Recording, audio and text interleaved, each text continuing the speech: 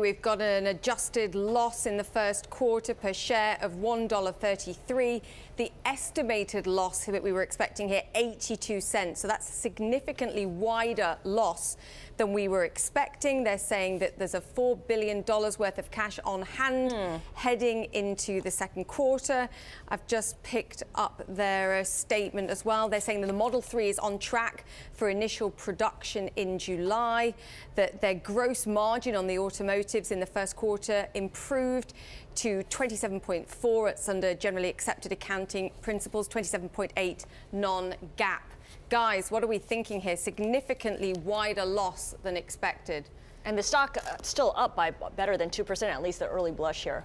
David, it seems like, this is like the classic story stock with Tesla. None of these numbers really seem to matter. It's all about whether the story is intact with them and whether people still believe in Elon. And they do.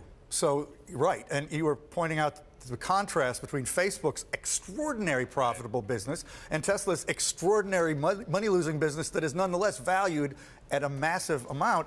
And it does have one of the best stories in business, not just in tech.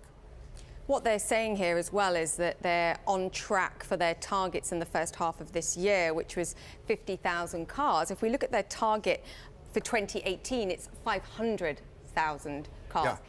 How do we get from... That's the kind of thing that... That's the sort of... They used to talk about reality distortion fields about Steve Jobs, but Elon Musk kind of is the current master of that. He almost certainly won't produce 500,000 cars next year, but he will produce a lot more than he's doing this year, and people will still be impressed. That's the irony. Also, CapEx, which we were just talking about as being an important number. Year-to-date capital expenditures slightly over $2 billion when Model 3 starts. So at some point, the numbers will matter. The amount of cash burn is perhaps an issue that shareholders will care about. Yeah, Paul Sweeney, when we look at these Tesla numbers and the fact that they're going to increase CapEx slightly over $2 billion, for investors, is that good news? Is that something they applaud? Yeah, typically with high-tech stories or high-growth stories in general, investors want to see management redeploy the capital back into their businesses. If these businesses can, in fact, put up these kinds of top-line growth rates, generally the returns on invested capital over those businesses over the long term presumably will be very strong. But at some point, companies need to rein in their expenses and try to drive income to the bottom line. But as we've seen from a lot of these large tech, high-growth companies, whether they're social media companies or even bigger companies such as Amazon. Amazon really does not deliver meaningful profits to its shareholders, yet investors are willing to bet on Jeff Bezos and the top-line growth story. And I think a lot of that is very similar here with Tesla in the early stages of its growth profile. If we bring it back to Tesla, though, the share price here is based on the future. What does that look like? What can they achieve?